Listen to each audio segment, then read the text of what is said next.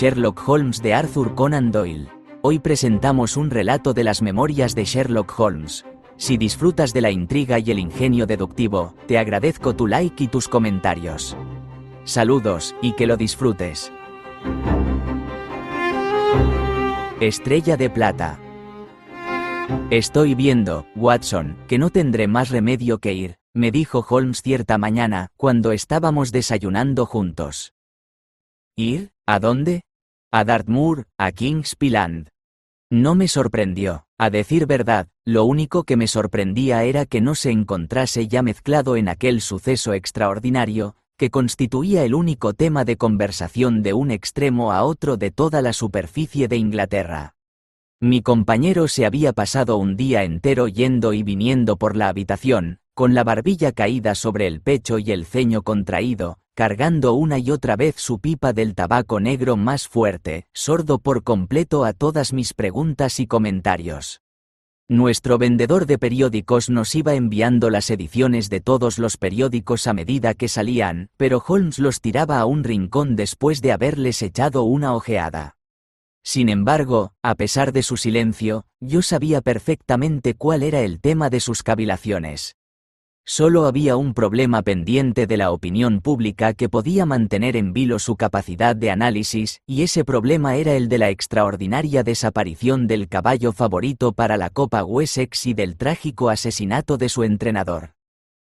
Por eso su repentino anuncio de que iba a salir para el escenario del drama correspondió a lo que yo calculaba y deseaba. Me sería muy grato acompañarle hasta allí, si no le estorbo, le dije.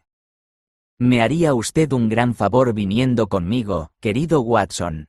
Y opino que no malgastará su tiempo, porque este suceso presenta algunas características que prometen ser únicas. Creo que disponemos del tiempo justo para tomar nuestro tren en la estación de Paddington. Durante el viaje entraré en más detalles del asunto. Me haría usted un favor llevando sus magníficos gemelos de campo. Así fue como me encontré yo, una hora más tarde, en el rincón de un coche de primera clase, en route hacia Exeter, a toda velocidad, mientras Sherlock Holmes, con su cara angulosa y ávida enmarcada por una gorra de viaje con orejeras, se chapuzaba rápidamente, uno tras otro, en el paquete de periódicos recién puestos a la venta, que había comprado en Paddington. Habíamos dejado ya muy atrás Reading cuando tiró el último de todos debajo del asiento y me ofreció su petaca. «Llevamos buena marcha», dijo mirando por la ventanilla y fijándose en su reloj. «En este momento marchamos a 53 millas y media por hora». «No me he fijado en los postes que marcan los cuartos de milla», le contesté. «Ni yo tampoco. Pero en esta línea los del telégrafo están espaciados a 60 yardas el uno del otro, y el cálculo es sencillo. Habrá leído ya usted algo, me imagino, sobre ese asunto del asesinato de John Straker y de la desaparición de Silver Blaze. He leído lo que dicen el Telegraph y el Chronicle.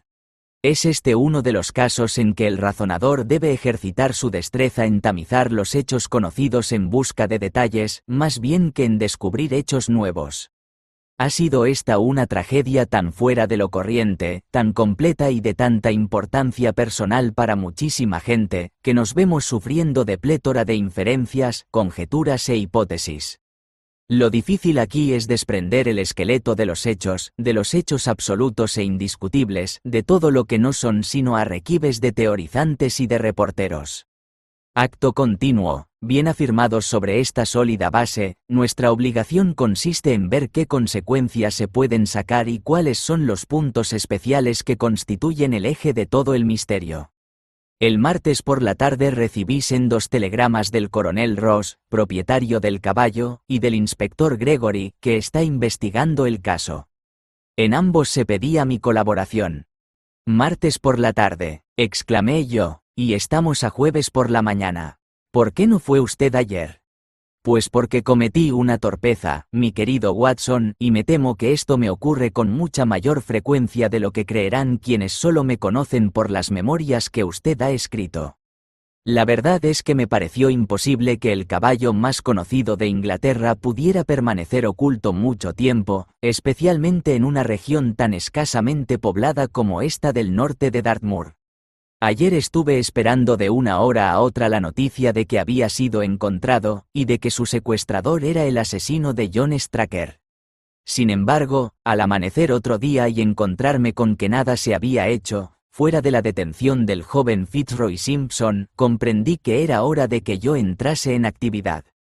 Pero tengo la sensación de que, en ciertos aspectos, no se ha perdido el día de ayer. ¿Tiene usted, según eso, formada ya su teoría? Tengo por lo menos dentro del puño los hechos esenciales de este asunto. Voy a enumerárselos. No hay nada que aclare tanto un caso como el exponérselo a otra persona, y si he de contar con la cooperación de usted, debo por fuerza señalarle qué posición nos sirve de punto de partida. Me arrellané sobre los cojines del asiento, dando chupadas a mi cigarro, mientras que Holmes, con el busto adelantado y marcando con su largo y delgado dedo índice sobre la planta de la mano los puntos que me detallaba, me esbozó los hechos que habían motivado nuestro viaje. Silver Blaze, me dijo, lleva sangre de Isonomí, y su historial en las pistas es tan lúcido como el de su famoso antepasado. Está en sus 5 años de edad y ha ido ganando sucesivamente todos los premios de carreras para su afortunado propietario, el coronel Ross. Hasta el momento de la catástrofe era el favorito de la Copa Wessex, estando las apuestas a 3-1 a favor suyo. Es preciso tener en cuenta que este caballo fue siempre el archifavorito de los aficionados a las carreras, sin que nunca los haya defraudado. Por eso se han apostado siempre sumas enormes a su favor, aun dando primas. De ello se deduce que muchísima gente estaba interesadísima en evitar que Silver Blaze se jale presente el martes próximo cuando se dé la señal de partida. Como es de suponer, en Kingsland, lugar donde se hallan situadas las cuadras de entrenamiento del coronel, se tenía en cuenta ese hecho. Tomaron toda clase de precauciones para guardar al favorito. John Straker, el entrenador, era un jockey retirado, que había corrido con los colores del coronel Ross antes de que el excesivo peso le impidiese subir a la báscula. 5 años sirvió al coronel como jockey y 7 de entrenador, mostrándose siempre un servidor leal y celoso. Tenía a sus órdenes 3 hombres, porque se trata de unas cuadras pequeñas, en las que solo se cuidaban en total 4 caballos. Todas las noches montaba guardia en la cuadra uno de los hombres, mientras los otros 2 dormían en el altillo. De los 3 hay los mejores informes. John Straker, que era casado, vivía en un pequeño chalet situado a unas 200 yardas de las cuadras. No tenía hijos, tenía un buen pasar y una criada. Las tierras circundantes no están habitadas, pero a cosa de media milla hacia el norte se alza un pequeño grupo de chalés que han sido edificados por un contratista de Tavistock para cuantos, enfermos o no, deseen disfrutar de los aires puros de Dartmoor. El pueblo mismo de Tavistock se halla situado a unas 2 millas al oeste. También a cosa de 2 millas, pero cruzando los marjales, está la finca de entrenamiento de caballos de Capelton, propiedad de Lord Backwater, regentada por Silas Brown. En todas las demás direcciones la región de marjales está completamente deshabitada, y solo la frecuentan algunos gitanos trashumantes. Ahí tiene cuál era la situación el pasado lunes al ocurrir la catástrofe. Esa tarde, después de someter a los caballos a ejercicio y de abrevarlos, como de costumbre, se cerraron las cuadras con llave a las 9. 2 de los peones se dirigieron entonces a la casa del entrenador, y allí cenaron en la cocina, mientras que el tercero, llamado Ned Hunter, se quedaba de guardia. Pocos minutos después de las 9, la criada, Edith Baxter, le llevó a la cuadra su cena, que consistía en un plato de cordero con salsa fuerte. No le llevó líquido alguno para beber, porque en los establos había agua corriente y le estaba prohibido al hombre de guardia tomar ninguna otra bebida. La muchacha se alumbró con una linterna, porque la noche era muy oscura y tenía que cruzar por campo abierto. Ya estaba Edith Baxter a menos de 30 yardas de las cuadras, cuando surgió de entre la oscuridad un hombre que le dijo que se detuviese. Cuando el tal quedó enfocado por el círculo de luz amarilla de la linterna, vio la muchacha que se trataba de una persona de aspecto distinguidos, y que vestía terno de mezclilla gris con gorra de paño. Llevaba polainas y un pesado bastón con empuñadura de bola. Pero lo que impresionó muchísimo a Edith Baxter fue la extraordinaria palidez de su cara y lo nervioso de sus maneras. Su edad andaría por encima de los 30, más bien que por debajo. ¿Puede usted decirme dónde me encuentro?, preguntó él. Estaba ya casi resuelto a dormir en el páramo, cuando distinguí la luz de su linterna. «Se encuentra usted próximo a las cuadras de entrenamiento de Kingsland», le contestó ella. «¿De veras? ¡Qué suerte la mía!», exclamó. «Me han informado de que en ellas duerme solo todas las noches uno de los mozos. ¿Es que acaso le lleva usted la cena? Dígame, ¿será usted tan orgullosa que desdeñe el ganarse lo que vale un vestido nuevo?». Sacó del bolsillo del chalecho un papel blanco doblado y agregó: «Haga usted que ese mozo reciba esto esta noche, y le regalaré el vestido más bonito que se puede comprar con dinero». La mujer se asustó viendo la ansiedad que mostraba en sus maneras, y se alejó a toda prisa, dejándolo atrás, hasta la ventana por la que tenía la costumbre de entregar las comidas. Estaba ya abierta, y Hunter se hallaba sentado a la mesa pequeña que había dentro. Empezó a contarle lo que le había ocurrido, y en ese instante se presentó otra vez el desconocido. «Buenas noches», dijo este, asomándose a la ventana. «Deseo hablar con usted unas palabras». La muchacha ha jurado que, mientras el hombre hablaba, vio que de su mano cerrada salía una esquina del paquetito de papel. «¿A qué viene usted aquí?», le preguntó el mozo. «A un negocio que le puede llenar con algo el bolsillo», le contestó el otro. «Usted tiene 2 caballos que figuran en la Copa Wessex, Silver Blaze y Bayard. Deme datos exactos acerca de ellos, y nada perderá con hacerlo.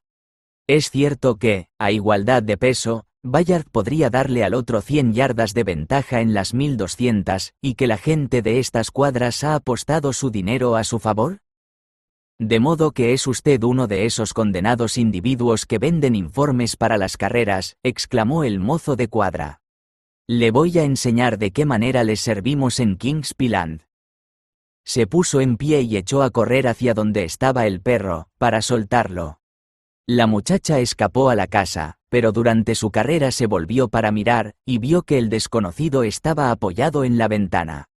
Sin embargo, un instante después, cuando Hunter salió corriendo con el perro sabueso, el desconocido ya no estaba allí, y aunque el mozo de cuadra corrió alrededor de los edificios, no logró descubrir rastro alguno del mismo. «Un momento», dije yo, ¿no dejaría el mozo de cuadra sin cerrar la puerta cuando salió corriendo con el perro? «Muy bien preguntado, Watson, muy bien preguntado», murmuró mi compañero. «Ese detalle me pareció de una importancia tal, que ayer envié un telegrama a Dartmoor con el exclusivo objeto de ponerlo en claro».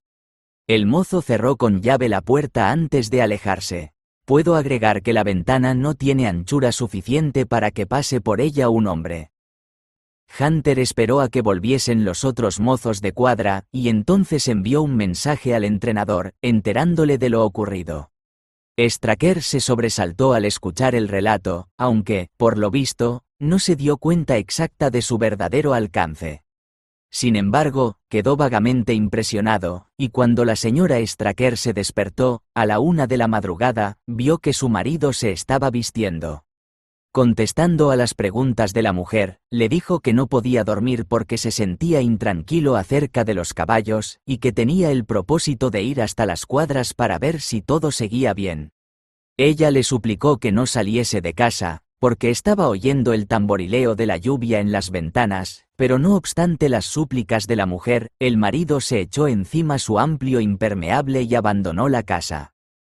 La señora Straker despertóse a las 7 de la mañana, y se encontró con que aún no había vuelto su marido. Se vistió a toda prisa, llamó a la criada y marchó a los establos. La puerta de estos se hallaba abierta. En el interior, todo hecho un ovillo, se hallaba Hunter en su sillón, sumido en un estado de absoluto atontamiento. El establo del caballo favorito se hallaba vacío, y no había rastro alguno del entrenador. Los 2 mozos de cuadra que dormían en el altillo de la paja, encima del cuarto de los atalajes, se levantaron rápidamente. Nada habían oído durante la noche, porque ambos tienen el sueño profundo. Era evidente que Hunter sufría los efectos de algún estupefaciente enérgico. Y como no se logró que razonase, le dejaron dormir hasta que la droga perdiese fuerza, mientras los dos mozos y las dos mujeres salían corriendo a la busca de los que faltaban. Aún les quedaban esperanzas de que, por una razón o por otra, el entrenador hubiese sacado al caballo para un entrenamiento de primera hora. Pero al subir a una pequeña colina próxima a la casa, desde la que se abarcaba con la vista los páramos próximos, no solamente no distinguieron por parte alguna al caballo favorito, sino que vieron algo que fue para ellos como una advertencia de que se hallaban en presencia de una tragedia. A cosa de un cuarto de milla de las cuadras, el impermeable de John Straker aleteaba encima de una mata de aliagas. Al otro lado de las aliagas, el páramo formaba una depresión a modo de cuenco, y en el fondo de ella fue encontrado el cadáver del desdichado entrenador. Tenía la cabeza destrozada por un golpe salvaje dado con algún instrumento pesado, presentando además una herida en el muslo, herida cuyo corte largo y limpio había sido evidentemente infligido con algún instrumento muy cortante. Sin embargo, veíase con claridad que Straker se había defendido vigorosamente contra sus asaltantes, porque tenía en su mano derecha un cuchillo manchado de sangre hasta la empuñadura, mientras que su mano izquierda aferraba una corbata de seda roja y negra, que la doncella de la casa reconoció como la que llevaba la noche anterior el desconocido que había visitado los establos. Al volver en sí de su atontamiento, Hunter se expresó también de manera terminante en cuanto a quién era el propietario de la corbata. Con la misma certidumbre aseguró que había sido el mismo desconocido quien, mientras se apoyaba en la ventana, había echado alguna droga en su plato de cordero en salsa fuerte, privando de ese modo a las cuadras de su guardián. Por lo que se refiere al caballo desaparecido, veíanse en el barro del fondo del cuenco fatal pruebas abundantes de que el animal estaba allí cuando tuvo lugar la pelea. Pero desde aquella mañana no se ha visto al caballo, y aunque se ha ofrecido una gran recompensa, y todos los gitanos de Dartmoor andan buscándolo, nada se ha sabido del mismo. Por último, el análisis de los restos de la cena del mozo de cuadras ha demostrado que contenían una cantidad notable de opio en polvo, dándose el caso de que los demás habitantes de la casa que comieron ese guiso aquella misma noche no experimentaron ninguna mala consecuencia. Esos son los hechos principales del caso, una vez despojados de toda clase de suposiciones y expuestos de la peor manera posible. Voy a recapitular ahora las actuaciones de la policía en el asunto. El inspector Gregory, a quien ha sido encomendado el caso, es un funcionario extremadamente competente. Si estuviera dotado de imaginación, llegaría a grandes alturas en su profesión. Llegado al lugar del suceso, identificó pronto y detuvo al hombre sobre quien recaían, naturalmente, las sospechas. Poca dificultad hubo en dar con él, porque era muy conocido en aquellos alrededores. Se llama, según parece, Fitzroy Simpson. Era hombre de excelente familia y muy bien educado, había dilapidado una fortuna en las carreras, y vivía ahora realizando un negocio callado y elegante de apuestas en los clubs deportivos de Londres. El examen de su cuaderno de apuestas demuestra que él las había aceptado hasta la suma de 5.000 libras en contra del caballo favorito.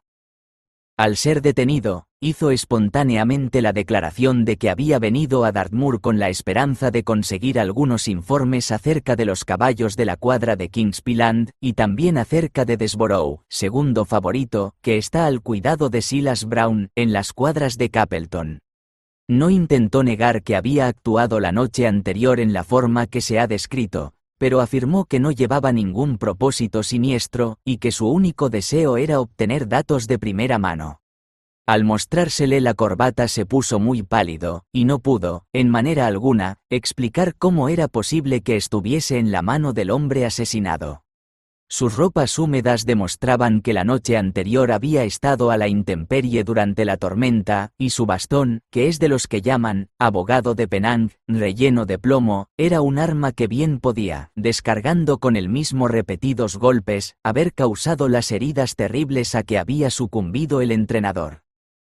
Por otro lado, no mostraba el detenido en todo su cuerpo herida alguna, siendo así que el estado del cuchillo de Straker podía indicar que uno por lo menos de sus atacantes debía de llevar encima la señal del arma. Ahí tiene usted el caso, expuesto concisamente, Watson, y le quedaré sumamente agradecido si usted puede proporcionarme alguna luz. Yo había escuchado la exposición que Holmes me había hecho con la claridad que es en él característica. Aunque muchos de los hechos me eran familiares, yo no había apreciado lo bastante su influencia relativa ni su mutua conexión. Y no será posible, le dije, que el tajo que tiene Straker se lo haya producido con su propio cuchillo en los forcejeos convulsivos que suelen seguirse a las heridas en el cerebro. Es más que posible, es probable, dijo Holmes. En tal caso, desaparece uno de los puntos principales que favorecen al acusado. Pero, aun con todo eso, no llego a comprender cuál puede ser la teoría que sostiene la policía. Mucho me temo que cualquier hipótesis que hagamos se encuentre expuesta a objeciones graves, me contestó mi compañero. Lo que la policía supone, según yo me imagino, es que Fitzroy Simpson, después de suministrar la droga al mozo de cuadras, y habiendo conseguido de un modo u otro una llave duplicada, abrió la puerta del establo y sacó fuera al caballo con intención, en apariencia, de mantenerlo secuestrado. Falta la brida del animal, de modo que Simpson debió de ponérsela. Hecho esto, y dejando abierta la puerta, se alejaba con el caballo por la paramera, cuando se tropezó o fue alcanzado por el entrenador. Se trabaron, como es natural, en pelea, y Simpson le saltó la tapa de los sesos con su bastón, sin recibir la menor herida producida por el cuchillito que Straker empleó en propia defensa, y luego, o bien el ladrón condujo el animal a algún escondite que tenía preparado, o bien aquel se escapó durante la pelea, y anda ahora vagando por los páramos. Así es como ve el caso la policía, y por improbable que ésta parezca, lo son aún más todas las demás explicaciones. Sin embargo, yo pondré a prueba su veracidad así que me encuentre en el lugar de la acción.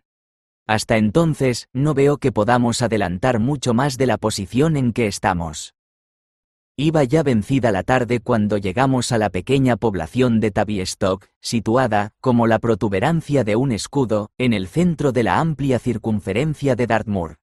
Dos caballeros nos esperaban en la estación. Era el uno hombre alto y rubio, de pelo y barba leonados y de ojos de un azul claro de una rara viveza. El otro, un hombre pequeño y despierto, muy pulcro y activo, de levita y botines, patillas bien cuidadas y monóculo. Este último era el coronel Ross, sportman muy conocido, y el otro, el inspector Gregory, apellido que estaba haciéndose rápidamente famoso en la organización detectivesca inglesa. Me encanta que haya venido usted, señor Holmes, dijo el coronel. El inspector aquí presente ha hecho todo lo imaginable, pero yo no quiero dejar piedra sin mover en el intento de vengar al pobre Straker y de recuperar mi caballo. ¿No ha surgido ninguna circunstancia nueva?, preguntó Holmes. Siento tener que decirle que es muy poco lo que hemos adelantado, dijo el inspector. Tenemos ahí fuera un coche descubierto, y como usted querrá, sin duda, examinar el terreno antes de que oscurezca, podemos hablar mientras vamos hacia allí. Un minuto después nos hallábamos todos sentados en un cómodo landó y rodábamos por la curiosa y vieja población del Devonshire. El inspector Gregory estaba pletórico de datos y fue soltando un chorro de observaciones, que Holmes interrumpía de cuando en cuando con una pregunta o con una exclamación. El coronel Ross iba recostado en su asiento, con el sombrero echado hacia adelante, y yo escuchaba con interés el diálogo de los dos detectives. Gregory formulaba su teoría, que coincidía casi exactamente con la que Holmes había predicho en el tren. La red se va cerrando fuertemente en torno a Fitzroy Simpson, dijo a modo de comentario, y yo creo que él es nuestro hombre. No dejo por eso de reconocer que se trata de pruebas puramente circunstanciales, y que puede surgir cualquier nuevo descubrimiento que eche todo por tierra. ¿Y qué me dice del cuchillo de Straker? Hemos llegado a la conclusión de que se hirió él mismo al caer. Eso me sugirió mi amigo, el doctor Watson, cuando veníamos. De ser así, influiría en contra de Simpson. Sin duda alguna. A él no se le ha encontrado ni cuchillo ni herida alguna. Las pruebas de su culpabilidad son, sin duda, muy fuertes. Tenía gran interés en la desaparición del favorito. Recae sobre él la sospecha de haber narcotizado al mozo de cuadra, no hay duda de que anduvo a la intemperie durante la tormenta, iba armado de un pesado bastón, y se encontró su corbata en las manos del muerto. La verdad es que creo que poseemos material suficiente para presentarnos ante el jurado.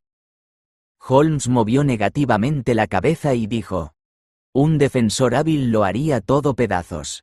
¿Para qué iba a sacar al caballo del establo? Si pretendía algún daño, ¿por qué no lo iba a hacer allí mismo? ¿Se le ha encontrado una llave duplicada? ¿Qué farmacéutico le vendió el opio en polvo? Sobre todo, ¿en qué sitio pudo esconder un caballo como este, él, forastero en esta región? ¿Qué explicación ha dado acerca del papel que deseaba que la doncella hiciese llegar al mozo de cuadra? Asegura que se trataba de un billete de 10 libras. Se le encontró en el billetero uno de esa suma. Pero las demás objeciones que usted hace no son tan formidables como parecen. Ese hombre no es ajeno a la región. Se ha hospedado por 2 veces en Tavistock durante el verano. El opio se lo trajo probablemente de Londres. La llave, una vez que le sirvió para sus propósitos, la tiraría lejos. Quizás se encuentre el caballo en el fondo de alguno de los antiguos pozos de mina que hay en el páramo.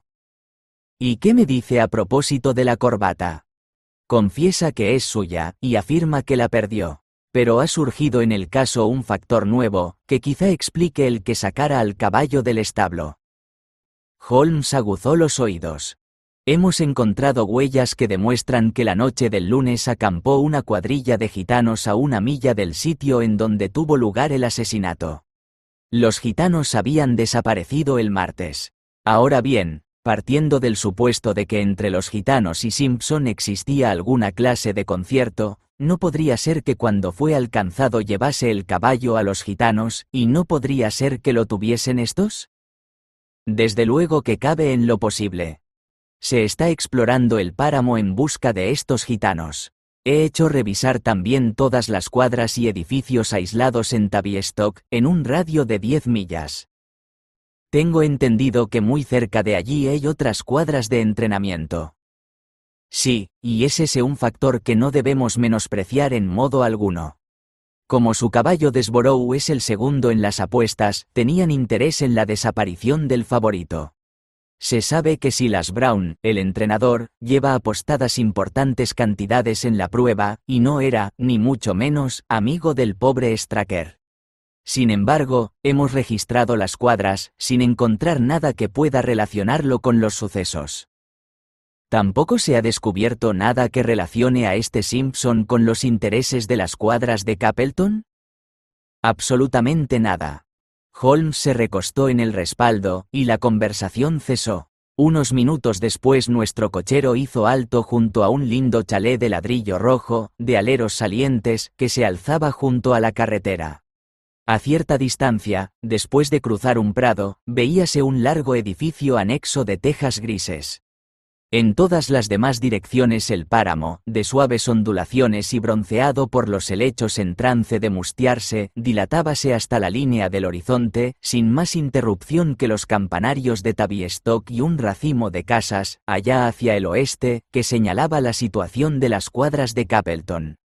Saltamos todos fuera del coche, a excepción de Holmes, que siguió recostado, con la mirada fija en el cielo que tenía delante, completamente absorto en sus pensamientos. Solo cuando yo le toqué en el brazo dio un violento respingo y se apeó. Perdone, dijo, volviéndose hacia el coronel Ross, que se había quedado mirándole algo sorprendido. Estaba soñando despierto. Había en sus ojos cierto brillo y en sus maneras una contenida excitación que me convencieron, acostumbrado como estaba yo a sus actitudes, de que se había puesto sobre alguna pista, aunque no podía imaginar si la habría alcanzado. Quizá prefiera usted, señor Holmes, seguir directamente hasta la escena del crimen, dijo Gregory. Opto por quedarme unos momentos más aquí mismo y abordar 1 o 2 cuestiones de detalle. Supongo que traerían aquí a Straker, ¿verdad? Sí, su cadáver está en el piso de arriba. Mañana tendrá lugar la investigación judicial. Llevaba algunos años a su servicio, ¿no es cierto, coronel Ross? Siempre vi en él a un excelente servidor. Dígame, inspector, harían ustedes, me imagino, un inventario de todo cuanto tenía en los bolsillos al morir, ¿verdad? Si desea usted ver lo que se le encontró, tengo los objetos en el cuarto de estar. Me gustaría mucho. Entramos en fila en la habitación delantera, y tomamos asiento en torno a una mesa central redonda, mientras el inspector abría con llave un cofre cuadrado de metal y colocaba delante de nosotros un montoncito de objetos. Había una caja de cerillas Vestas, un cabo de 2 pulgadas de vela de sebo, una pipa ADP de raíz de eglantina, una tabaquera de piel de foca que contenía media onza de Cavendish en hebra larga, un reloj de plata con cadena de oro, un lapicero de aluminio, algunos papeles y un cuchillo de mango de marfil y hoja finísima, recta, con la marca Weiss & Co. Londres. Este es un cuchillo muy especial, dijo Holmes, cogiéndolo y examinándolo minuciosamente. Como advierto en él manchas de sangre, supongo que se trata del que se encontró en la mano del difunto. Watson, con seguridad que este cuchillo es de los de su profesión. Es de la clase que llamamos para cataratas, le contesté. Eso me pareció, una hoja muy fina destinada a un trabajo muy delicado. Artefacto raro para ser llevado por un hombre que había salido a una expedición peligrosa, especialmente porque no podía meterlo cerrado en el bolsillo. La punta estaba defendida por un disco de corcho, que fue hallado junto al cadáver, dijo el inspector. La viuda nos dijo que el cuchillo llevaba ya varios días encima de la mesa de tocador y que lo cogió al salir de la habitación. Como arma, valía poca cosa, pero fue quizá lo mejor de que pudo echar mano en ese momento. Es muy posible. ¿Y qué papeles son esos? 3 de ellos son cuentas de vendedores de heno, con su recibí. Otro es una carta con instrucciones del coronel Ross. Y este otro es una factura de un modista por valor de 37 libras y 15 chelines, extendida por Madame Le Sourier de Bond Street, a nombre de William Derbyshire. La señora Straker nos ha informado de que el tal Derbyshire era un amigo de su marido, y que a veces le dirigían aquí las cartas. Esta Madame Derbyshire era mujer de gustos algo caros, comentó Holmes, mirando de arriba abajo la cuenta. 22 guineas es un precio bastante elevado para un solo vestido. Ea, por lo visto, ya no hay nada más que ver aquí, y podemos marchar hasta el lugar del crimen. Cuando salíamos del cuarto de estar, se adelantó una mujer que había estado esperando en el pasillo, y puso su mano sobre la manga del inspector. Tenía el rostro macilento, delgado, ojeroso, con el sello de un espanto reciente. ¿Les han echado ustedes ya mano? ¿Los han descubierto ustedes? Exclamó jadeante. No, señora Straker, pero el señor Holmes, aquí presente, ha venido de Londres para ayudarnos, y haremos todo cuanto esté a nuestro alcance. Holmes le dijo. Señora Straker, estoy seguro de haber sido presentado a usted hará algún tiempo en Plymouth, durante una garden party. No, señor, está usted equivocado. Válgame Dios, pues yo lo habría jurado. Llevaba usted un vestido de seda color tórtola, con guarniciones de pluma de avestruz. En mi vida he usado un vestido así, contestó la señora. Entonces ya no cabe duda, dijo Holmes. Se disculpó y salió de la casa del inspector. Un corto paseo a través del páramo nos llevó a la hondonada en que fue hallado el cadáver. Las aliagas de las que había sido colgado el impermeable se hallaban al borde mismo del hoyo. Tengo entendido que esa noche no hacía viento, dijo Holmes. En absoluto, pero llovía fuerte. En ese caso, el impermeable no fue arrastrado por el viento, sino colocado ahí deliberadamente. Sí, estaba extendido sobre las aliagas. Eso me interesa vivamente. Veo que el suelo está lleno de huellas. Sin duda que habrán pasado por aquí muchos pies desde la noche del lunes.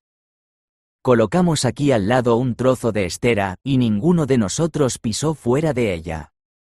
Magnífico. Traigo en este maletín una de las botas que calzaba Straker, uno de los zapatos de Fitzroy Simpson y una herradura vieja de Silver Blaze. Mi querido inspector, usted se está superando a sí mismo. Holmes echó mano del maletín, bajó a la hondonada y colocó la estera más hacia el centro. Después, tumbado boca abajo, y apoyando la barbilla en las manos, escudriñó minuciosamente el barro pataleado que tenía delante. «Hola», dijo de pronto, «¿qué es esto?» Era una cerilla Vesta, medio quemada y tan embarrada que a primera vista parecía una astillita de madera. «No me explico cómo se me pasó por alto», dijo el inspector con expresión de fastidio. «Era invisible, porque estaba sepultada en el barro. Si yo la he descubierto, ha sido porque la andaba buscando». «¿Cómo? ¿Esperaba usted encontrarla?» Creí que no era improbable. Holmes sacó del maletín la bota y el zapato, y comparó las impresiones de ambos con las huellas que había en el barro. Trepó acto continuo al borde de la hondonada y anduvo a gatas por entre los helechos y los matorrales. «Sospecho que no hay más huellas», dijo el inspector. «Yo he examinado muy minuciosamente el suelo en 100 yardas a la redonda». «¿De veras?», dijo Holmes levantándose. «No habría cometido yo la impertinencia de volver a examinarlo si usted me lo hubiese dicho. Pero, antes de que oscurezca, quiero darme un paseíto por los páramos, a fin de poder orientarme mañana, y me voy a meter esta herradura en el bolsillo, a ver si me da buena suerte». El coronel Ross, que había dado algunas muestras de impaciencia ante el método tranquilo y sistemático de trabajar que tenía mi compañero, miró su reloj. «Inspector, yo desearía que regresase usted conmigo», dijo. «Quisiera consultarle acerca de varios detalles, y especialmente sobre si no deberíamos borrar a nuestro caballo de la lista de inscripciones para la copa, mirando por las conveniencias del público». «No haga semejante cosa», exclamó Holmes con resolución. «Yo, en su caso, dejaría el nombre en la lista». El coronel se inclinó y dijo: «Me alegro muchísimo de que me haya dado su opinión. Cuando haya terminado su labor, nos encontrará en la casa del pobre Straker, y podremos ir juntos en coche a Tavistock». Regresó con el inspector, mientras Holmes y yo avanzábamos despacio por el páramo. El sol empezaba a hundirse detrás de los edificios de las cuadras de Capleton, y la dilatada llanura que se extendía ante nosotros estaba como teñida de oro, que se ensombrecía, convirtiéndose en un vivo y rojizo color marrón, en los sitios donde los helechos y los zarzales captaban la luminosidad del atardecer. «Por este lado, Watson», dijo, por fin, Holmes. «Dejemos de lado por el momento la cuestión de quién mató a Straker, y ciñámonos a descubrir el paradero del caballo. Pues bien, suponiendo que se escapó durante la tragedia o después de esta, ¿hacia dónde pudo ir? Los caballos son animales de índole muy gregaria. Abandonado nuestro a sus instintos, o bien regresaría a Kingsland o se dirigiría a Capleton. ¿Qué razón puede haber para que lleve una vida selvática por los páramos? De haberlo hecho, con seguridad que alguien lo habría visto a estas horas. ¿Y qué razón hay también para que lo secuestren los gitanos? Esta gente se larga siempre de los lugares donde ha habido algún asunto feo, porque no quieren que la policía les caiga encima con toda clase de molestias. Ni por asomos podían pensar en vender un caballo como este. Correrían, pues, un grave peligro y no ganarían nada llevándoselo. Eso es evidente. ¿Dónde está, pues, el caballo? He dicho ya que con seguridad marchó a Kingsland o a Capleton. Al no estar en Kingsland, tiene que estar en Capleton. Tomemos esto como hipótesis de trabajo, y veamos a dónde nos lleva. En esta parte del páramo, según hizo notar el inspector, el suelo es muy duro y seco, pero forma pendiente en dirección a Capleton, y desde aquí mismo se distingue que hay, allá lejos, una hondonada alargada, que quizá estaba muy húmeda la noche del lunes. Si nuestra hipótesis es correcta, el caballo tuvo que cruzar esa hondonada, y es en esta donde debemos buscar sus huellas. Mientras hablábamos, habíamos ido caminando a buen paso, y solo invertimos algunos minutos en llegar a la hondonada en cuestión. Yo, a petición de Holmes, tiré hacia la derecha, siguiendo el talud, y él tiró hacia la izquierda. No habría andado yo 50 pasos cuando le oí lanzar un grito, y vi que me llamaba con la mano. Las huellas del caballo se dibujaban con claridad en la tierra blanduzca que él tenía delante, y la herradura que sacó del bolsillo ajustaba exactamente en ellas. «Vea usted qué valor tiene la imaginación», me dijo Holmes. «Es la única cualidad que le falta a Gregory. Nosotros nos imaginamos lo que pudo haber ocurrido, hemos actuado siguiendo esa suposición, y resultó que estábamos en lo cierto. Sigamos adelante». Cruzamos el fondo pantanoso y entramos en un espacio de 1/4 de milla de césped seco y duro. Otra vez el terreno descendió en declive, y otra vez tropezamos con las huellas. Perdimos estas por espacio de media milla, pero fue para volver a encontrarlas muy cerca ya de Capleton. El primero en verlas fue Holmes, y se detuvo para señalarlas con expresión de triunfo en el rostro. Paralelas a las huellas del caballo, veíanse las de un hombre. «Hasta aquí el caballo venía solo», exclamó. «Así es, el caballo venía solo hasta aquí. Hola, ¿qué es esto?». Las dobles huellas cambiaron de pronto de dirección, tomando la de Kingsland. Holmes dejó escapar un silbido, y los dos fuimos siguiéndolas. Los ojos de Holmes no se apartaban de las pisadas, pero yo levanté la vista para mirar a un lado, y vi con sorpresa esas mismas dobles huellas que volvían en dirección contraria. «Un tanto para usted, Watson», dijo Holmes, cuando yo le hice ver aquello. «Nos ha ahorrado una larga caminata que nos habría traído de vuelta sobre nuestros propios pasos. Sigamos esta huella de retorno». No tuvimos que andar mucho. La doble huella terminaba en la calzada de asfalto que conducía a las puertas exteriores de las cuadras de Capleton. Al acercarnos, salió corriendo de las mismas un mozo de cuadra. «Aquí no queremos ociosos», nos dijo. «Solo deseo hacer una pregunta», dijo Holmes, metiendo en el bolsillo del chaleco los dedos índice y pulgar. «Será demasiado temprano para que hablemos con tu jefe, el señor Silas Brown, si acaso venimos mañana a las 5 de la mañana». «Válgame Dios, caballero, si alguno anda a esa hora por aquí, será él, porque es siempre el primero en levantarse. Pero ahí lo tiene usted precisamente, y él podrá darle en persona la respuesta». «De ninguna manera, señor, de ninguna manera. Me jugaría el puesto si él me ve recibir dinero de usted. Si lo desea, démelo más tarde». En el momento en que Sherlock Holmes metía de nuevo en el bolsillo la media corona que había sacado del mismo, avanzó desde la puerta un hombre entrado en años y de expresión violenta, que empuñaba en la mano un látigo de caza. «¿Qué pasa, Dawson?», gritó. «No quiero chismorreos. Vete a tu obligación. Ustedes. ¿Qué diablos quieren ustedes por acá?».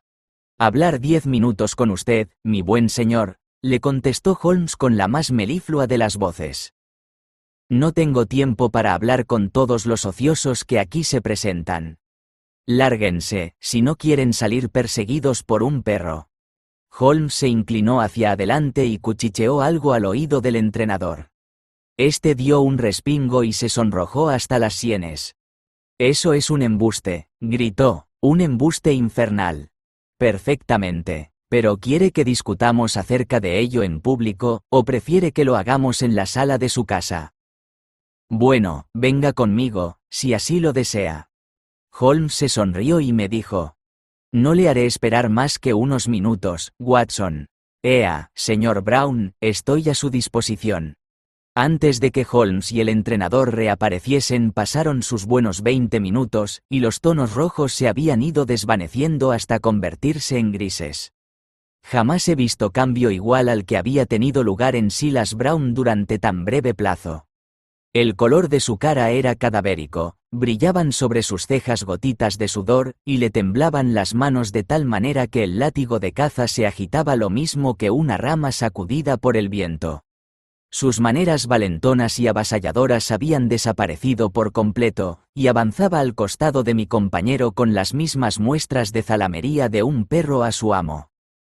«Serán cumplidas sus instrucciones, serán cumplidas», le decía. «No quiero equivocaciones», dijo Holmes, volviéndose a mirar, y el entrenador parpadeó al encontrarse con la mirada amenazadora de mi compañero. «Oh, no, no la sabrá. Estaré allí. ¿Quiere que lo cambie antes o después?». Holmes meditó un momento y de pronto rompió a reír. No, no lo cambie, dijo. Le daré instrucciones por escrito a este respecto. Nada de trampas, oh. Puede usted confiar en mí, puede usted confiar en mí. Usted actuará en ese día igual que si fuera suyo. ¿Puede usted descansar en mí? Sí, creo que puedo hacerlo. Bueno, mañana sabrá usted de mí. Holmes dio media vuelta, sin hacer caso de la mano temblorosa que el otro le tendió, y nos pusimos en camino para Kingsby Land. Rara vez he tropezado con una mezcla de fanfarrón, cobarde y reptil, como este maese Silas Brown, comentó Holmes, mientras caminábamos juntos a paso largo. Entonces es que el caballo lo tiene él, ¿verdad? Me vino con fanfarronadas queriendo hurtar el cuerpo, pero yo le hice una descripción tan exacta de todos los pasos que había dado aquella mañana, que ha acabado convenciéndose de que le estuve mirando.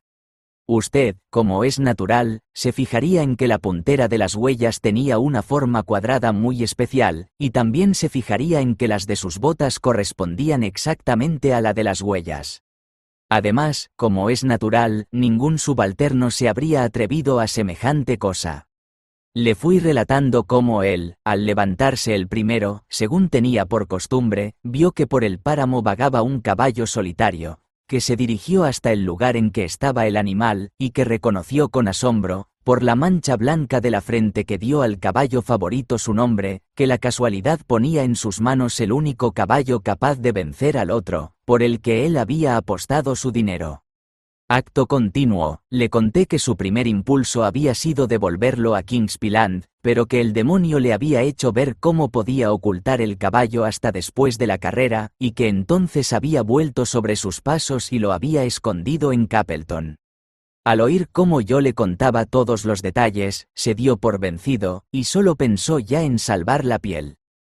Pero se había realizado un registro en sus establos. Bueno, un viejo disfrazacaballos, como él, tiene muchas artimañas. ¿Pero no le da a usted miedo dejar el caballo en poder suyo, teniendo como tiene toda clase de intereses en hacerle daño? Mi querido compañero, ese hombre lo conservará con el mismo cuidado que a las niñas de sus ojos. Sabe que su única esperanza de que le perdonen es el presentarlo en las mejores condiciones. A mí no me dio el coronel Ross la impresión de hombre capaz de mostrarse generoso, haga él lo que haga. La decisión no está en manos del coronel Ross. Yo sigo mis propios métodos, y cuento mucho o cuento poco, según me parece. Es la ventaja de no actuar como detective oficial. No sé si usted habrá reparado en ello, Watson, pero la manera de tratarme el coronel fue un poquitín altanera. Estoy tentado de divertirme un poco a costa suya. No le hable usted nada acerca del caballo. Desde luego que no lo haré sin permiso de usted. Además, esto resulta un hecho subalterno si se compara con el problema de quién mató a John Straker. ¿A ese problema al que usted se va a dedicar? Todo lo contrario, ambos regresamos a Londres con el tren de la noche. Las palabras de mi amigo me dejaron como fulminado. Llevábamos solo algunas horas en Devonshire, y me resultaba totalmente incomprensible que suspendiese una investigación que tan brillante principio había tenido. Ni una sola palabra más conseguí sacarle hasta que estuvimos de regreso en casa del entrenador. El coronel y el inspector nos esperaban en la sala. Mi amigo y yo regresamos a la capital con el expreso de medianoche, dijo Holmes. Hemos podido respirar durante un rato el encanto de sus magníficos aires de Dartmoor. El inspector puso tamaños ojos, el coronel torció desdeñosamente el labio. Veo que usted desespera de poder detener al asesino del pobre Straker, dijo el coronel. Holmes se encogió de hombros y dijo: desde luego, existen graves dificultades para conseguirlo. Sin embargo, tengo toda clase de esperanzas de que su caballo tomará el martes la partida en la carrera, y yo le suplico tenga para ello listo a su jockey. ¿Podría pedir una fotografía del señor John Straker? El inspector sacó una de un sobre que tenía en el bolsillo, y se la entregó a Holmes. Querido Gregory, usted se adelanta a todo lo que yo necesito. Si ustedes tienen la amabilidad de esperar aquí unos momentos, yo quisiera hacer una pregunta a la mujer de servicio. No tengo más remedio que decir que me ha defraudado bastante su asesor londinense, dijo el coronel Ross, ásperamente, cuando mi amigo salió de la habitación. No veo que hayamos adelantado nada desde que él vino. ¿Tiene usted por lo menos la seguridad que le ha dado de que su caballo tomará parte en la carrera? Sí, tengo la seguridad que él me ha dado, dijo el coronel, encogiéndose de hombros. Preferiría tener mi caballo. Iba yo a contestar algo en defensa de mi amigo, cuando éste volvió a entrar en la habitación. Y ahora, caballeros, estoy listo para ir a Tavistock, les dijo. Al subir al coche, uno de los mozos de cuadra mantuvo abierta la portezuela. De pronto pareció ocurrírsele a Holmes una idea, porque se echó hacia adelante y dio un golpecito al mozo en el brazo, diciéndole: «Veo ahí, en el prado, algunas ovejas. ¿Quién las cuida?» «Yo las cuido, señor». ¿No les ha pasado nada malo a estos animales durante los últimos tiempos? Verá usted, señor, no ha sido cosa muy grave, pero el hecho es que 3 de los animales han quedado mancos. Me fijé en que la contestación complacía muchísimo a Holmes, porque se rió por lo bajo y se frotó las manos. Ahí tiene, Watson, un tiro de largo alcance, de alcance muy largo. Me dijo, pellizcándome el brazo. Gregory, permítame llamarle la atención sobre esta extraña epidemia de las ovejas. Adelante, cochero. El coronel Ross seguía mostrando en la expresión de su cara la pobre opinión que se había formado de las habilidades de mi compañero, pero en la del inspector pude ver que su interés se había despertado vivamente. ¿Da usted importancia a ese asunto?, preguntó. Extraordinaria. ¿Existe algún otro detalle acerca del cual desearía usted llamar mi atención? Sí, acerca del incidente curioso del perro aquella noche. El perro no intervino para nada. Ese es precisamente el incidente curioso, dijo como comentario Sherlock Holmes. 4 días después estábamos de nuevo, Holmes y yo, en el tren, camino de Winchester, para presenciar la carrera de la Copa de Wessex. El coronel Ross salió a nuestro encuentro, de acuerdo con la cita que le habíamos dado, fuera de la estación, y marchamos en su coche de sport de 4 caballos hasta el campo de carreras, situado al otro lado de la ciudad. La expresión de su rostro era de seriedad, y sus maneras, en extremo frías. «No he visto por parte alguna a mi caballo», nos dijo.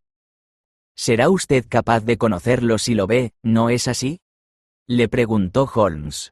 Esto irritó mucho al coronel, que le contestó: «Llevo 20 años dedicado a las carreras de caballos, y nadie me había hecho hasta ahora pregunta semejante. Cualquier niño sería capaz de reconocer a Silver Blaze por la mancha blanca de la frente y su pata delantera jaspeada». «¿Y cómo van las apuestas?». «Ahí tiene usted lo curioso del caso. Ayer podía usted tomar apuestas a 15 por 1, pero esta diferencia se ha ido reduciendo cada vez más y actualmente apenas se ofrece el dinero a 3 por 1. «Ejem», exclamó Holmes, «es evidente que hay alguien que sabe algo». Cuando nuestro coche se detuvo en el espacio cerrado, cerca de la tribuna grande, miré el programa para ver las inscripciones. Decía así: Copa Wessex. 52 soberanos C.U., con 1000 soberanos más, para caballos de 4 y de 5 años. Segundo, 300 libras. Tercero, 200 libras. Pista nueva, 1 milla y 1100 yardas. 1. De negro, del señor Heath Newton, gorra encarnada, chaquetilla canela. 2. Pugilist, del coronel Wardlaw, gorra rosa, chaquetilla azul y negra. 3. Desborough, de Lord Backwater, gorra amarilla y mangas idem. 4. Silver Blaze, del coronel Ross, gorra negra y chaquetilla roja. 5. Iris, del duque de Balmoral, franjas amarillas y negras. 6. Rasper, de Lord Singleford, gorra púrpura y mangas negras. Borramos al otro caballo nuestro y hemos puesto todas nuestras esperanzas en la palabra de usted, dijo el coronel. ¿Cómo? ¿Qué ocurre? ¿Silver Blaze favorito? 5-4 contra Silver Blaze. Bramaba el ring. 5-4 contra Silver Blaze. 15-5 contra Desborough. 5-4 por cualquiera de los demás. Ya han levantado los números, exclamé. Figuran allí los 6.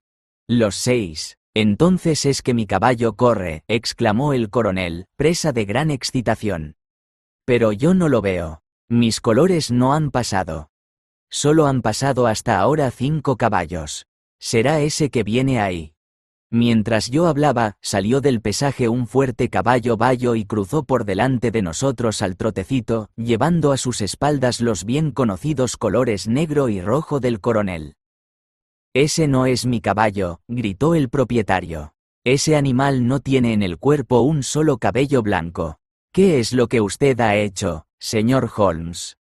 Bueno, vamos a ver cómo se porta», contestó mi amigo, imperturbable. Estuvo mirando al animal durante algunos minutos con mis gemelos de campo. De pronto gritó. «Estupendo, magnífico arranque, ahí los tenemos, doblando la curva». Desde nuestro coche de sport los divisamos de manera magnífica cuando avanzaban por la recta. Los 6 caballos marchaban tan juntos y apareados que habría bastado una alfombra para cubrirlos a todos, pero a mitad de la recta la saeta de Desborough perdió su fuerza, y el caballo del coronel, surgiendo al frente a galope, cruzó el poste de llegada a unos 6 cuerpos delante de su rival, mientras que Iris, del duque de Balmoral, llegaba tercero, muy rezagado. «Sea como sea, la carrera es mía», resopló el coronel, pasándose la mano por los ojos. «Confieso que no le veo al asunto ni pies ni cabeza. ¿No le parece, señor Holmes, que es hora ya de que usted desvele el misterio?»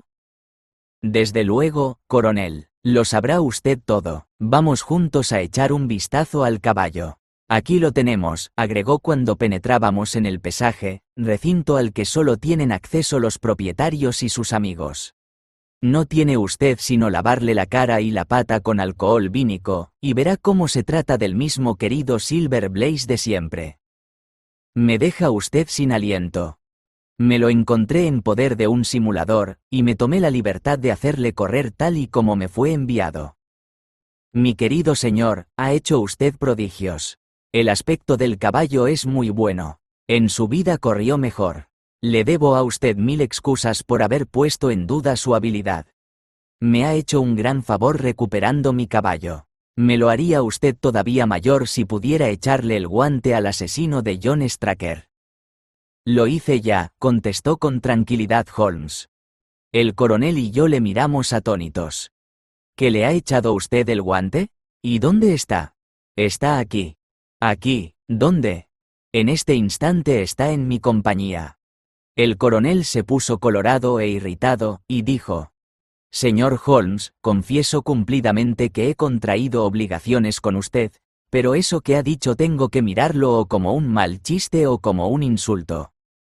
Sherlock Holmes se echó a reír y contestó: «Coronel, le aseguro que en modo alguno he asociado el nombre de usted con el crimen. El verdadero asesino está detrás mismo de usted». Holmes avanzó y puso su mano sobre el reluciente cuello del pura sangre. «El caballo», exclamamos a una el coronel y yo.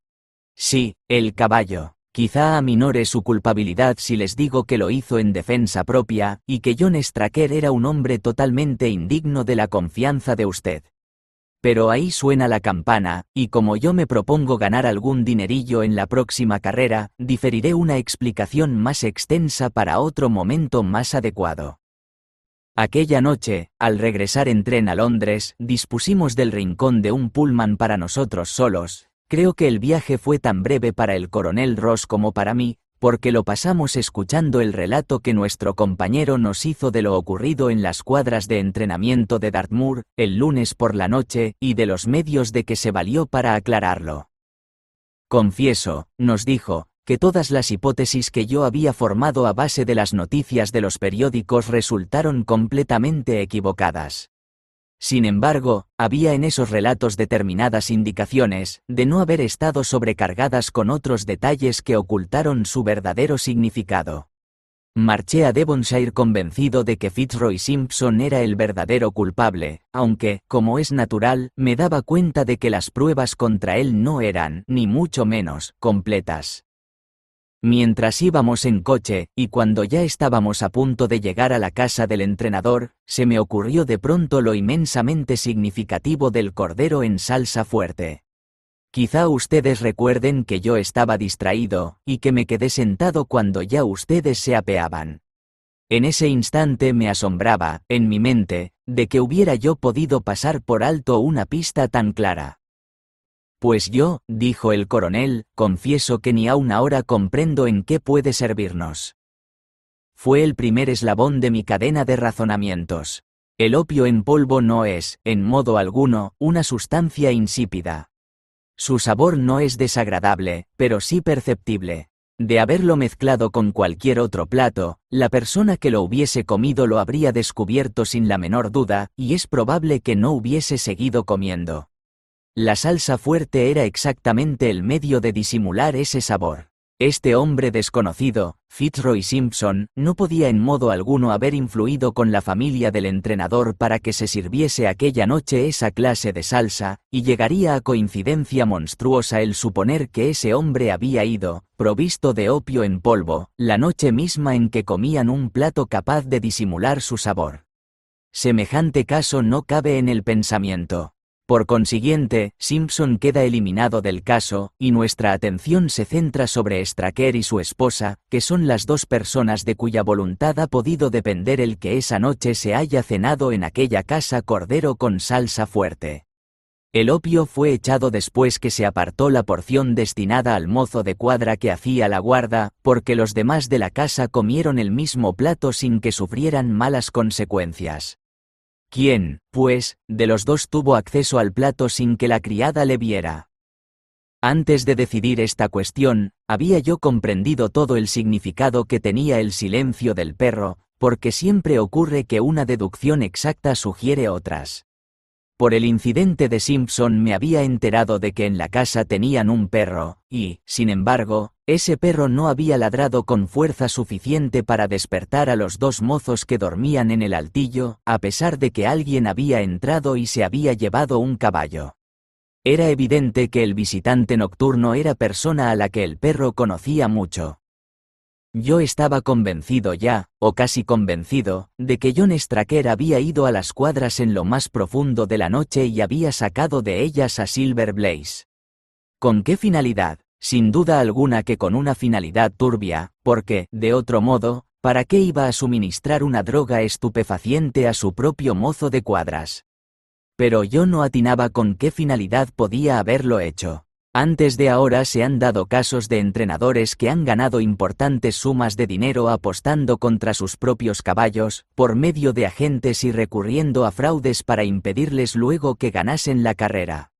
Unas veces valiéndose del jockey que sujetaba el caballo, otras veces recurriendo a medios más seguros y más sutiles. ¿De qué medio pensaba servirse en esta ocasión? Yo esperaba encontrar en sus bolsillos algo que me ayudase a formar una conclusión.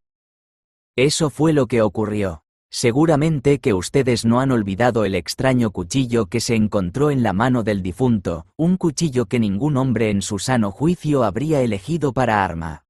Según el doctor Watson nos dijo, se trataba de una forma de cuchillo que se emplea en cirugía para la más delicada de las operaciones conocidas. También esa noche iba a ser empleado para realizar una operación delicada. Usted, coronel Ross, con la amplia experiencia que posee en asuntos de carreras de caballos, tiene que saber que es posible realizar una leve incisión en los tendones de la corva de un caballo, y que esa incisión se puede hacer subcutánea, sin que quede absolutamente ningún rastro. El caballo así operado sufre una pequeñísima cojera, que se atribuiría a un mal paso durante los entrenamientos o a un ataque de reumatismo, pero nunca a una acción delictiva. «Canalla y miserable», exclamó el coronel. Ahí tenemos la explicación de por qué John Straker quiso llevar el caballo al páramo. Un animal de tal vivacidad habría despertado seguramente al más profundo dormilón en el momento en que sintiese el filo del cuchillo. Era absolutamente necesario operar al aire libre. «He estado ciego», exclamó el coronel. Naturalmente que para eso era para lo que necesitaba el trozo de vela, y por lo que encendió una cerilla. Sin duda alguna, Pero al hacer yo inventario de las cosas que tenía en los bolsillos, tuve la suerte de descubrir, no solo el método empleado para el crimen, sino también sus móviles. Como hombre de mundo que es, coronel, sabe que nadie lleva en sus bolsillos las facturas pertenecientes a otras personas. Bastante tenemos la mayor parte de nosotros con pagar las nuestras propias. Deduje en el acto que Straker llevaba una doble vida y que sostenía una segunda casa. La índole de la factura me demostró que andaba de por medio una mujer que tenía gustos caros. Aunque es usted generoso con su servidumbre, difícilmente puede esperarse que un empleado suyo esté en condiciones de comprar a su mujer vestidos para calle de 20 guineas. Interrogué a la señora Straker, sin que ella se diese cuenta, acerca de ese vestido. Seguro ya de que ella no lo había tenido nunca, tomé nota de la dirección de la modista, convencido de que visitándola con la fotografía de Straker podría desembarazarme fácilmente de aquel mito del señor Derbyshire. Desde ese momento quedó todo claro. Straker había sacado el caballo y lo había llevado a una hondonada en la que su luz resultaría invisible para todos. Simpson, al huir, había perdido la corbata, y Straker la recogió con alguna idea, quizá con la de atar la pata del animal. Una vez dentro de la hondonada, se situó detrás del caballo, y encendió la luz, pero aquel, asustado por el súbito resplandor, y con el extraordinario instinto propio de los animales de que algo malo se le quería hacer, largó una coz, y la herradura de acero golpeó a Straker en plena frente. A pesar de la lluvia, Straker se había despojado ya de su impermeable para llevar a cabo su delicada tarea, y, al caer, su mismo cuchillo le hizo un corte en el muslo. ¿Me explico con claridad? Asombroso, exclamó el coronel, asombroso, parece que hubiera estado usted allí presente. Confieso que mi último tiro fue de larguísimo alcance. Se me ocurrió que un hombre tan astuto como Straker no se lanzaría a realizar esa delicada incisión de tendones sin un poco de práctica previa. ¿En qué animales podía ensayarse? Me fijé casualmente en las ovejas, e hice una pregunta que, con bastante sorpresa mía, me demostró que mi suposición era correcta. Señor Holmes, ha dejado usted las cosas completamente claras. Al regresar a Londres, visité a la modista, y ésta reconoció en el acto a Straker como uno de sus buenos clientes, llamado Derbyshire, que tenía una esposa muy llamativa y muy aficionada a los vestidos caros. Estoy seguro de que esa mujer lo metió a él en deudas hasta la coronilla, y que por eso se lanzó a este miserable complot. Una sola cosa no nos ha aclarado usted todavía, exclamó el coronel. ¿Dónde estaba el caballo? Ah, el caballo se escapó, y uno de sus convecinos cuidó de él. Creo que por ese lado debemos conceder una amnistía. Pero, si no estoy equivocado, estamos ya en el empalme de Clapham, y llegaremos a la estación Victoria antes de 10 minutos. Coronel, si usted tiene ganas de fumar un cigarro en nuestras habitaciones, yo tendré mucho gusto en proporcionarle cualquier otro detalle que pueda despertar su interés. Espero que este relato te haya gustado. Si es así, te agradecería que le dieras un like. De esta forma ayudas al canal y me animas a seguir publicando. Saludos, amigo.